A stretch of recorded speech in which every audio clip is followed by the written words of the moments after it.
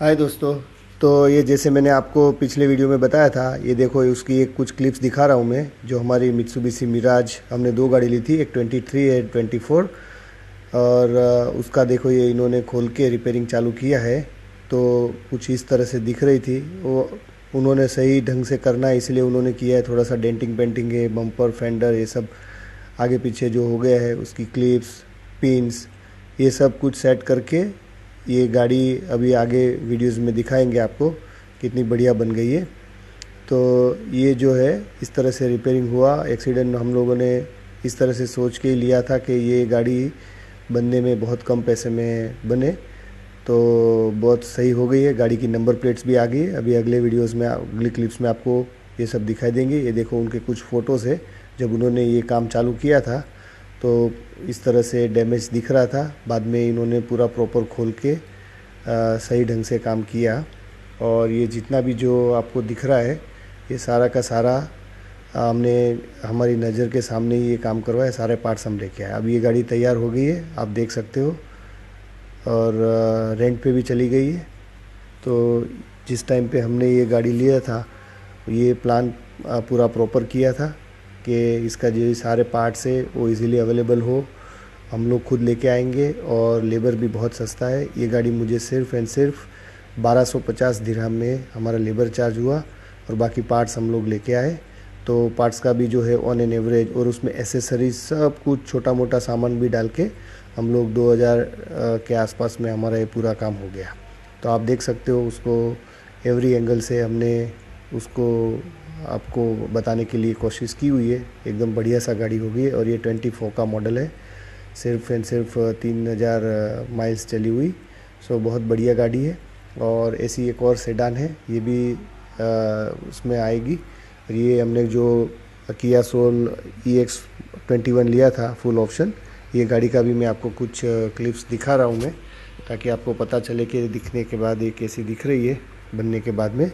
बहुत खूबसूरत गाड़ी है। और ये भी जिस दिन आई उस दिन से 10 मिनट में ही रेंट पे चली गई, अभी भी रेंट पे ही है। तो बस ये था। और बाद में आज का व्लॉग चालू करते हैं दोस्तों, और मैं इस तरह से वीडियो डालता रहूँगा।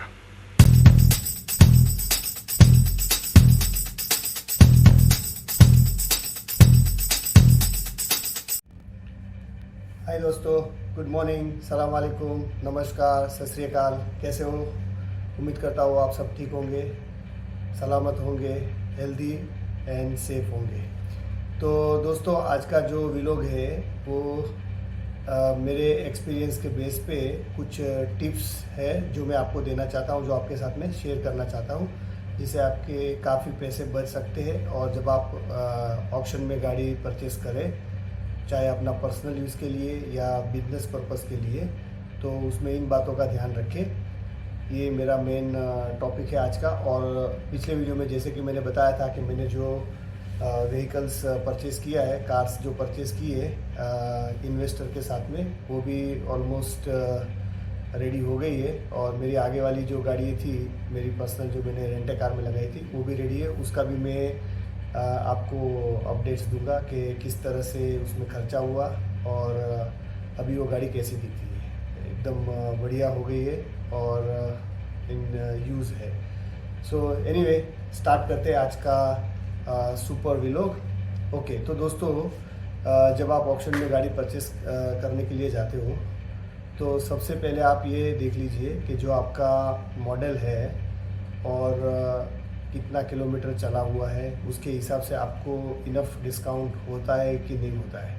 ऑफकोर्स आप बाकी डुबीजल्स या याला मोटर्स, डूबी कार्स, ऐसे जितने भी प्लेटफॉर्म्स है उसमें जो गाड़ियाँ बेचने के लिए लिस्ट की गई है वो आप देखते ही होंगे। लेकिन जो मेरा जो एडवाइस है, जब आप ऑक्शन में गाड़ी परचेस करो और लेट से कि आपको वो गाड़ी रिपेयर करके बेचनी है, तो मेरा एक स्टैंडर्ड फार्मूला है और उसके आसपास में आप रहने का कोशिश करोगे परचेस करने के टाइम पे, उसकी जो प्राइस है वो उसके साथ में मैच करोगे, तो डेफिनेटली आपको फ़ायदा होगा। जैसे कि कोई एक गाड़ी है, कोई भी XYZ मॉडल है, जिसका डुबीजल में लोवेस्ट प्राइस समझो 30,000 है सेल करने के लिए, तो ऑक्शन में आपको 12 से लेके 16,000 में मिलती है। मतलब ऑलमोस्ट आपका 50% के आसपास में ऑक्शन से आपको मिलनी चाहिए। यदि ऑक्शन प्राइस और डुबीजल के प्राइस में बहुत थोड़ा गैप है और आप ऐसा एज्यूम करते हो कि ये गाड़ी 1-2 हज़ार में रिपेयरिंग हो जाएगी, फिर भी मुझे 2 हज़ार मिलेगा, तो दोस्तों ये बहुत कम चांस है। क्योंकि डुबीजल में भी जो ऐड देते हैं उसके बाद में लोग बहुत ज़्यादा नेगोशिएट करते हैं और ऐसी ऐसी अनबिलीवेबल प्राइस देते हैं कि आप सोच नहीं सकते। तो आप उसके ऊपर भरोसा नहीं कीजिए। Simple formula, if you really want to sell and make profit, तो आप डुबीजल की प्राइस से, जो लोवेस्ट प्राइस है मैं उसकी बात कर रहा हूँ, उससे आधे में आप ऑक्शन में गाड़ी मिलती है तो लो, अदरवाइज़ जाने दो और आप मौका देखो। उसमें आपको इतने ऑप्शंस होते हैं तो आपको कहीं ना कहीं वो गाड़ी मिल जाएगी, उसको लेने की जल्दबाजी ना करें। ये बहुत पहला और सबसे इम्पोर्टेंट पॉइंट है। दूसरा, अभी जो गाड़ी का जो एक्सीडेंट है उसके ऊपर आपको फोकस करना है। ये मेरे एक्सपीरियंस में भी नहीं था। ये मैं रिसेंटली जब मैं गाड़ियाँ परचेज़ की तो मुझे उसमें थोड़ा सा ये बात का ख्याल मुझे करना पड़ा। क्या होता है कि जब आप गाड़ी परचेज़ करते हो तो या तो आगे से लगी हुई है, या तो पीछे से लगी हुई है, या तो साइड में से लगी हुई है, या आगे और पीछे दोनों से लगी हुई है। तो आपको एक गलती नहीं करनी है जो मैंने की थी, बट मेरे को वो मिनिमम प्राइस में हो गई और क्योंकि मेरा रेंटे कार का काम है तो मुझे 1000-1500 आगे पीछे होगा, वो कोई फ़र्क नहीं पड़ेगा। तो आगे और पीछे दोनों जगह से गाड़ी लड़ी हुई है, एक्सीडेंट हुई है, ऐसी गाड़ी ना खरीदें। और दूसरी चीज़, यदि आगे से भी लगी हुई है और आप ऐसा मॉडल पसंद करते हो जैसे 2022 का, 23 का और महंगा वाला, जैसे कि टोयोटा कामरी है, अल्टीमा है, या सिविक है, या कोई भी ऐसी लग्जरी गाड़ी है, तो आगे से यदि वो गाड़ी का मेन हेडलाइट्स टूटा हुआ है, डैमेज्ड है, पूरा ख़राब हो गया है, गाड़ी का लाइट्स ही नहीं है जब एक्सीडेंट में आती है, बाकी का आपको साफ़ सुथरा लग रहा है, तो वो गाड़ी को भी अवॉइड करो। क्यों? क्योंकि अभी रिसेंटली देखा गया है कि जो गाड़ी की जो लाइट्स है वो बहुत कॉस्टली आती है। मतलब 1000, 1500, कुछ लोग तो एक लाइट का 2-2 हज़ार बोलते हैं। तो आप सोचो कि आप खुद पूरा गाड़ी का रिपेयरिंग का कॉस्ट 4000 सोच के चल रहे हो और खाली लाइटें आपको 4000 की मिलेगी, फिर रिपेयरिंग का कॉस्ट आएगा और बाकी डेंटिंग पेंटिंग तो आपको बहुत महंगा हो जाएगा। तो आप ऐसा ट्राई करो कि लाइट सलामत हो, बाकी का बम्पर, फेंडर, बोनेट, ये सब चीज़ मैनेजेबल है और कुछ चीज़ उसमें रिपेयर भी हो जाती है। मतलब आपको नई लगाने की भी ज़रूरत नहीं है, आप तिजारी में से भी लेके कर सकते हो। बट लाइट का ऐसा है कि आप वो करोगे तो लाइट का डिज़ाइन चेंज हो जाएगा, अंदर एरर आएगी, इसलिए आप अवॉइड करो कि हेडलाइट डैमेज हो, ऐसा गाड़ी नहीं लेने का। मैंने ये गलती की, बट जैसे मैंने बताया कि मेरा रेंटे कार है तो 1000-1500 आगे पीछे हो जाता है तो मेरा तो कवर अप हो जाएगा। बट जो बंदे को बेचना है गाड़ी खरीद के, रिपेयर करवा के, उसके लिए बहुत महंगा सौदा है। तो ये दूसरा पॉइंट है, ये कोई आपको नहीं बताएगा। तीसरा जो इम्पोर्टेंट पॉइंट है वो है कि आप गाड़ी का जो भी परचेस करने का प्लान कर रहे हो उसका पूरा स्टडी करके पिछले कुछ ऑप्शंस में वो गाड़ी कितने में गई है उसको आप देखो, गाड़ी का जो डैमेज है उसको देखो। ऐसा 1-2 वीक तक आप ऑब्जर्व करो, उसके बाद आपको पूरा आइडिया आ जाएगा कि ये गाड़ी इससे नीचे में खरीदनी है और दूसरी चीज़ उसका रिपेयरिंग कॉस्ट इतना आएगा, ये आप मोटा मोटा एस्टिमेट करने की कोशिश करो। चौथी चीज़, जब आप गाड़ी रिपेयर करने के लिए प्लान करते हो, ऑप्शन में आपने गाड़ी विन कर ली, तो आपके पास में 5 दिन होता है। वो 5 दिन के अंदर आप अलग अलग 2 या 3 गैरेज वाले को बताओ उसको कितना लेबर चार्जेस होगा, और जैसे कि मैंने पिछले वीडियो में भी बताया है, ये सारा पार्ट्स आप खुद खरीदो। वो 1000 सस्ता पड़ेगा या 1000 महंगा पड़ेगा, एटलीस्ट आप उससे सीखोगे और आपको पता है कि आप क्या ला रहे हो, आप क्या लगा रहे हो। तो लेबर चार्ज है, उसके ऊपर आप डिस्कस करके, नेगोशिएट करके 3-4 पार्टी को चेक करो। उसके बाद आप डिसाइड करके कि भाई इतना टाइम में आपको गाड़ी सही करवानी है, इतने टाइम में आप पार्ट्स अरेंज कर लोगे, वो टाइम भी उसके साथ में डिसाइड कर लो और फिर आप गाड़ी दो। लोग क्या करते हैं कि मेरा फ्रेंड है, जाना पहचाना है बोल के वो गैरेज के ऊपर ही सीधा गाड़ी लेके जाता है। अब आप फंस गए, क्योंकि वो गाड़ी 2 हफ्ते 3 हफ्ते से पहले बाहर नहीं निकलनी, और निकल भी गई, यदि टाइम में वो आपको सपोर्ट मिल गया तो कॉस्ट में सपोर्ट मिलेगा, ऐसा कोई ज़रूरी नहीं है। और रिपेयरिंग हो जाने के बाद में आपके पास में कोई भी ऐसा ऑप्शन नहीं बचता है कि जिसमें आप नेगोशिएट करो या कुछ करो। जो गैरेज वाले हैं वो आपको कहीं ना कहीं कोई ना कोई उसका रीज़न, जस्टिफिकेशन दे ही देंगे, ये मुझे पूरा भरोसा है। तो आप गाड़ी रिपेयर करने से पहले ही ये एनालिसिस कर लो कि किसको देनी है, कितने में देनी है, कौन सा पार्ट आप लाओगे, कहाँ लाओगे, थोड़ा सा आइडिया आपको होना चाहिए। तभी आप अपना जो ऑन रोड प्राइस है वो तय करके क्या प्राइस पे आप बेचनी है वो डिसाइड कर सकते हो। अदरवाइज़ आपका ये पूरा एक्सरसाइज बाद में हो जाएगा, तो फिर आपका लॉस करने का और कोई मतलब सेविंग करने का और कोई तरीका नहीं है, और लॉस करना ही करना है। तो ये बात बहुत इम्पोर्टेंट है, लोग उसको इग्नोर करते हैं। जब 4 दिन हो जाता है तब तक गाड़ी वो छुड़ाते नहीं है, और 5वें दिन पे बोलते हैं अभी जिनके पास में हम लोग करवाते थे उसके पास में लेके जाए। नहीं, price is very very important, तो ये बात आप ध्यान रखें। दूसरी एक इम्पोर्टेंट चीज़ ये भी थी कि अभी इतने सारे ऑप्शंस आपके पास में आ गए हैं। आई मीन मल्टीपल ऑप्शंस में से आप गाड़ी खरीद सकते हो। यूएस में से गाड़ी खरीद सकती हो, कोपाट मिडल ईस्ट से गाड़ी खरीद सकते हो, एमिराट्स ऑप्शन से गाड़ी खरीद सकते हो, या रेडी टू रोल कोई दूसरा कस्टमर है उसके पास से गाड़ी खरीद सकते हो। ये सारे ही मामले में प्राइस कौन सी आप दे रहे हो, this is very very important. और टाइम कितना हो रहा है, क्योंकि टाइम इज़ मनी। तो आप अमेरिका से गाड़ी परचेस करके उसको यहाँ पे बनवा के बेच रहे हो, तो और गाड़ी बहुत बहुत कॉम्पिटिटिव प्राइस पे आई है, तो भी आपको एटलीस्ट 3-3.5 महीना बेचने के लिए होगा। मतलब starting from winning the bid in US, यहाँ से लेके आ जाओ, रिपेयरिंग करवाओ, ऐड डालो और उसके बाद में बेचो, तो भी मतलब अच्छी प्राइस में आपको मिली है तो भी आपको 3-3.5 महीना हो जाता है। और यदि महंगी प्राइस में मिली है तो फिर तो आपका बेड़ा गर्क, उसमें आपको और ज़्यादा लॉस करना है। टाइम भी गया, पैसा भी इन्वॉल्व हो गया, वो ब्लॉक हो गया और पैसा निकलेगा नहीं। तो ऐसा कोई रूल नहीं है कि यूएस में से जो गाड़ी आती है वो आपको सस्ती ही मिलेगी, बिलीव मी। क्योंकि मैं खुद इतनी मेरी 13 कार्स मैंने परचेज़ की, मैंने ऑक्शन में से परचेज़ की, जबकि वो मैं कोपाट का ऑप्शंस भी मैं ऑनलाइन देखता हूँ।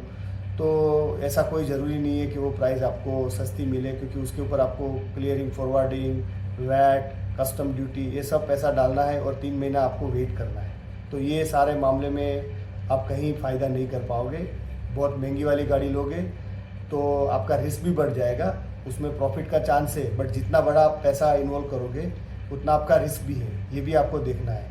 तो मेरा पर्सनल ओपिनियन तो ये है कि आप यूएस से गाड़ी लाए नहीं, कोपाट मिडल ईस्ट से आप ट्राई कर सकते हो, यदि आपको जीसीसी गाड़ी में आपको समझ आता है। और डॉक्यूमेंटेशन जो थोड़ा सा लेट होता है उसमें यदि आप मैनेज कर सकते हो तो कोई प्रॉब्लम नहीं है। अदरवाइज़ आपको अलकारिया और बाकी ऑप्शंस में ही इतना अच्छा प्राइसेस पे मिल जाता है गाड़ी, और आपको वीक में ऑलमोस्ट 6-7 ऑप्शंस है। तो आप इतना 1200-1500 गाड़ी में से अपनी पसंद की 2-3 गाड़ी नहीं पसंद कर पाओ, तो ये बहुत बड़ा सोचने वाला पॉइंट है कि आप यूएस में से फिर कैसे कर पाओगे। और वो बीट भी आप जीतोगे, सही प्राइस पे जीतोगे, सही प्राइस पे यहाँ पे लैंड करवाओगे, इसका क्या गारंटी है। तो मेरा तो ये सजेशन है कि आप यूएस को भूल ही जाओ। आपको फिर भी समझ में आता है तो वो तो आपकी मर्जी है, अदर देन दैट आप यहाँ पे ही फोकस करो। तो ये बहुत इंपॉर्टेंट पॉइंट है, टाइम एंड मनी। अच्छा, दूसरी चीज़ इम्पोर्टेंट जो मेरे कई फ्रेंड्स के एक्सपीरियंस के बेस पे मैं आपको बता रहा हूँ कि उन्होंने गाड़ी खरीदी थी, तो उनको ये लग रहा था कि वो ये प्राइस में बना के डुबीजल में ये प्राइस पे बेच सकते हैं, लेकिन वो गाड़ी नहीं बिकी। किसी को 2 महीना हो गया, किसी को 3 महीना हो गया, किसी को 4 महीना हो गया। अब आप उसके पीछे ऑफ सीज़न है या कोई भी रीज़न है, वो है तो है, लेकिन अभी आप उसका लॉस को कैसे कवर अप करें। तो ये जो चीज़ है उसमें आपको बहुत इम्पोर्टेंट मैं आपको बता रहा हूँ कि आप हमारे साथ में रेंटे कार में एटलीस्ट 1 साल और 2 साल लगा दीजिए, 1 साल या 2 साल। उसमें क्या हो जाएगा कि आपका जो लॉस है वो कवर अप हो जाएगा, और आपको 75% सारा खर्चा निकालने के बाद में 75% आपका रिटर्न मिलता है। तो आई होप कि आपका लॉस कवर होके आपको थोड़ा सा प्रॉफिट भी हो जाएगा, और आप 1 साल के बाद में बेचना है बेच सकते हो, दूसरा रिन्यूअल आने से पहले, क्योंकि इसमें आपको 1 साल का इंश्योरेंस ये सब भरना होता है। तो सही तरीका वही है कि आप साल ईयर टू ईयर चलाएं। तो ये एक बेस्ट तरीका है, उसमें भी आप सोचें, क्योंकि आपकी प्राइस ज़्यादा हो गई है तो अभी आप उसको पकड़ के रखोगे तो और कोई फ़ायदा नहीं होना है, या तो आप लॉस करके उसको बेच दो। ये जो सिस्टम है तो आपके पास में हमेशा रहेगी। बट इनकेस आपको लॉस नहीं करना है और एटलीस्ट आपका थोड़ा सा प्रॉफिट हो, लेकिन आप 3-4 महीना 6 महीना और ज़्यादा रुक के ये प्लान कर रहे हो, तो उसके ऑप्शन में आप ये भी देख लो कि आप रेंटे कार में लगा के उसका क्या फ़ायदा उठा सकते हो। ठीक है, तो इसके बारे में भी आप सोचो और एनालिसिस करो। अगला जो पॉइंट है कि आप बिजनेस में रेंट ए कार में इन्वेस्ट करना चाहते हो, तो मेरा सजेशन यही रहेगा, आप 23 और 24 का मॉडल पसंद करें और उसमें मिड रेंज एसयूवी, क्रॉसओवर और इकोनॉमी गाड़ी ये बहुत बहुत सही प्राइस पे मिल जाती है और आपके बजट के अंदर भी हो जाती है। मैं आपको उसका एग्जांपल दूंगा कि मैंने मिराज की 3 गाड़ियाँ बैक टू बैक परचेज़ की। 23 की एक गाड़ी है जो मैं 23,000 में परचेज़ किया एंड 24 की 2 गाड़ी है। वो एक गाड़ी 24,000 में परचेज़ किया, एक गाड़ी 26,000 में परचेज़ किया। अब यही प्राइस आप लोकल हुंडा इलांट्रा या सोनाटा देखोगे तो 2016-2017 का मॉडल का इतना प्राइस है। हालांकि रेंट ए कार में आपको मैं जैसे आपको बताया कि 6 साल से ज़्यादा गाड़ियाँ चल नहीं सकती है, 6-7 साल, तो आप 24 का लोगे तो आराम से 30 या 31 तक चलेगी। तो उसमें आपको बहुत बहुत फ़ायदा है। आप पूरा रेंट का, मैंने आगे के मेरे सारे वीडियोस आप देख लो, उसमें मैंने पूरा डिटेल्स आपको दिया हुआ है। तो इस तरह की गाड़ी पसंद करके आप बिजनेस में इन्वॉल्व कर सकते हो। और दूसरा ऑप्शन मैंने जो दिया है कि किसी को ये सब चक्कर में भी नहीं पड़ना है तो वो हमारे साथ में कैश इन्वेस्ट कर सकते हैं for 1 year, for 2 year, for 3 year. उसमें मैं ईयरली 16% का फिक्स्ड रेट ऑफ रिटर्न दूंगा और 6 महीने पे आपको जो इंटरेस्ट है वो पे होगा एवरी 6 मंथ्स। और at the end of year आप चाहो अपना पूरा पैसा वापस ले सकते हो, उसमें से कोई पैसा कटने वाला नहीं है। तो आप अपने हिसाब से, मैं ऐसा सजेस्ट करता हूँ कि ये फिक्स्ड इनकम वाला ऑप्शन, रेंट ए कार में कार इन्वेस्ट करने वाला ऑप्शन, और तीसरा आप खुद जो गाड़ी परचेज करके बेच रहे हो उसका, तीनों का ऑप्शन कागज़ पे डालो। एक्चुअल बेसिस पे आप कितनी गाड़ी, कितना इन्वेस्टमेंट कर सकते हो और कितना किस तरह से घुमाओगे। ऐसे हवा में ख्याल बनाने का कोई पॉइंट नहीं है। प्रैक्टिकल जो होता है उसके ऊपर करके देखो। बिलीव मी, आप यूज़ गाड़ी परचेस करके उसको बेचोगे, वो ऑप्शन में आपको सबसे कम पैसा मिलेगा। सबसे अच्छा पैसा जो कमाने का तरीका है वो एक फिक्स्ड इनकम है, ना कि आप एक बार पैसा कमाया और बाकी 2 गाड़ी में आपने लॉस किया।